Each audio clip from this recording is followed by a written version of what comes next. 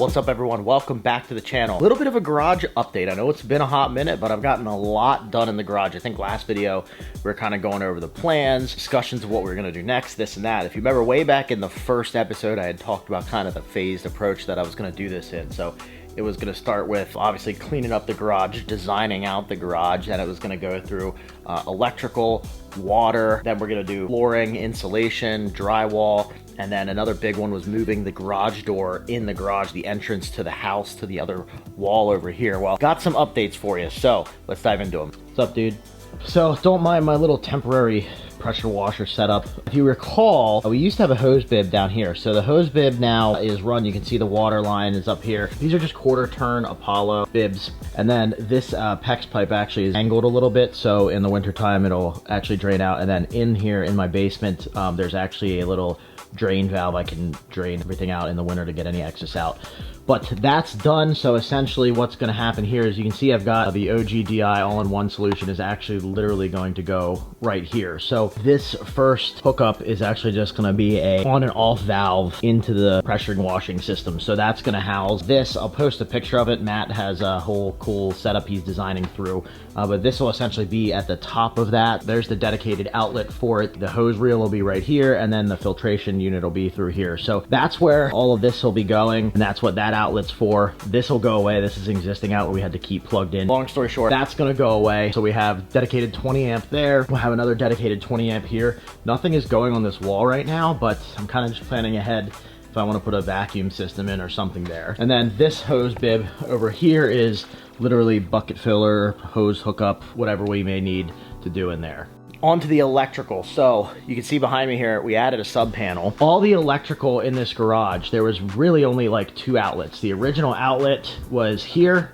You can see it's still there. There's one here, and then there's one over there that, again, I mentioned that's gonna go away. Long story short, everything was 15 amp. I had no electrical on this entire half of the garage, so nothing over here, nothing over here. The only electrical, this opener didn't even have an electrical outlet. You can see the wire goes into the drywall, and it was tapped off this outlet, which we pulled out.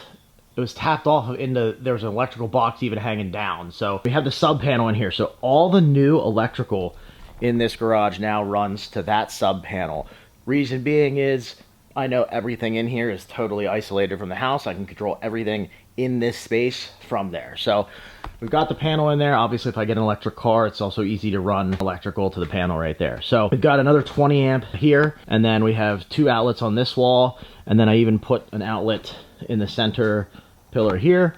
There is some wiring we ran up top there for lighting outside of the garage in case we want to do some lights. My wife was thinking about doing some lights outside the garage. So lastly, the cabinets will all go here. So that electrical box will hopefully be in the upper shelf cabinets for charging and things like that. Insulation is done over on this side. So if you remember, there was no insulation here. So I got R15 in here. I didn't put anything up here yet because they still need to get some small wiring done. When they move this garage door to this corner here, there's some final electrical work that'll be done. That's why this isn't wired in yet, and that's not wired in yet, because we're gonna run all new low voltage wires for the openers to get those moved to over here. And then obviously they're gonna be cutting this out, so they'll finish running the wiring and tap into everything over there. Water's done, electrical's almost done, insulation's pretty much done, minus over here, which will wrap up when the electrical's done. If you remember, the trash cans used to go here. Talked about how we were gonna put a pad on the side of the house. So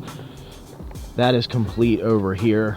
Kind of graded the ground here. So my brother came in and regraded that, but we've got the pad for the trash cans. We're actually gonna get a fence put up here, just a little gated fence. And then the driveway paving is getting quoted this week to rip out this entire driveway, extend it over about 8 to 9 feet.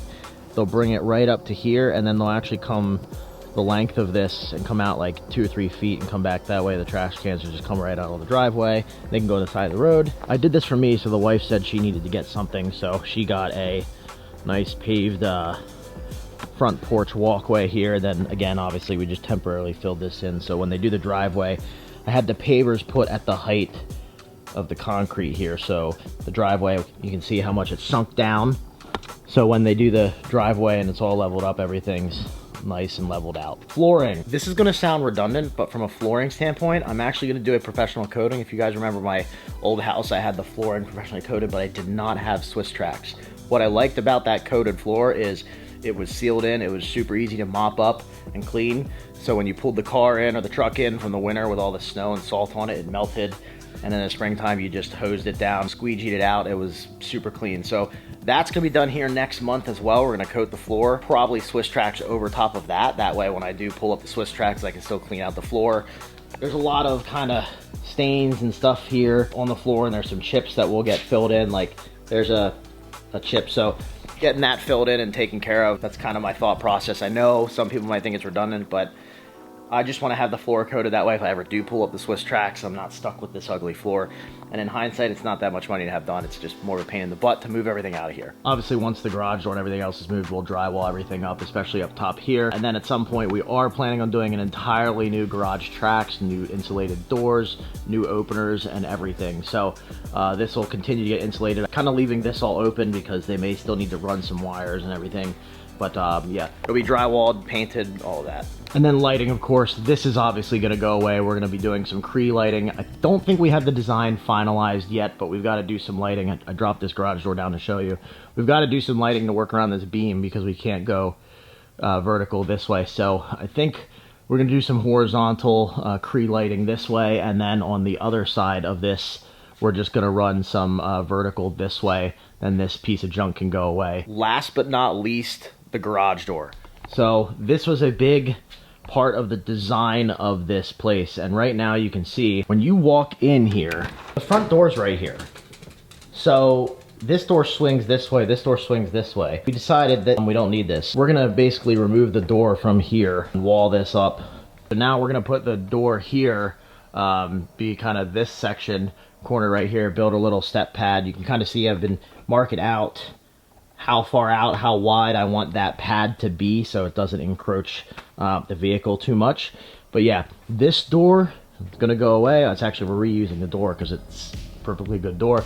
This door is gonna go over here.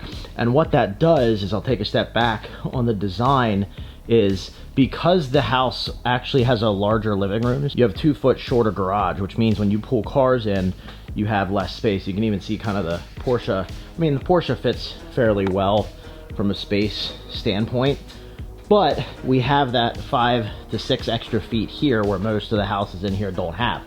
So by moving the door over here, we free up this entire wall to build out our cabinet system. So the DI system will be there, cabinet array will be here, then the small floor cabinet arrays will be here, and then cabinet array up top will be there, and then probably like a 3x4 pad, step down pad from the door in there. So that should look pretty good. I will put an overlay of the design. Kyle and the team over at Obsessed Garage did a whole design out. We've had countless calls to how we want to do this, switching things up, cabinets. So I'll overlay that right now. You can kind of see the vision of kind of what the garage looks like. That being said, the Porsche is broken in.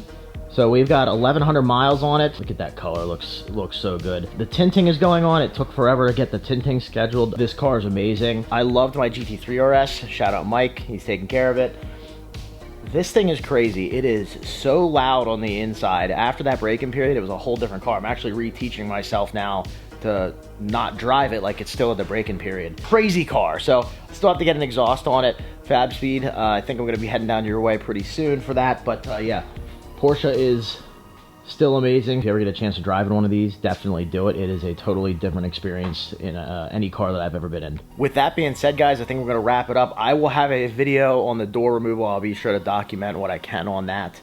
Try to get some B-roll. I don't know if I'll be vlogging it like this because just kind of let them do their thing, but I will certainly grab some videos and things to kind of document this garage series project. So thank you guys for watching. Make sure you guys follow me on Instagram at Troy Sowers. I post this. I'll post some of the garage stuff here as we go through. Thank you for watching. Make sure you click that subscribe button. We'll see you on the next one.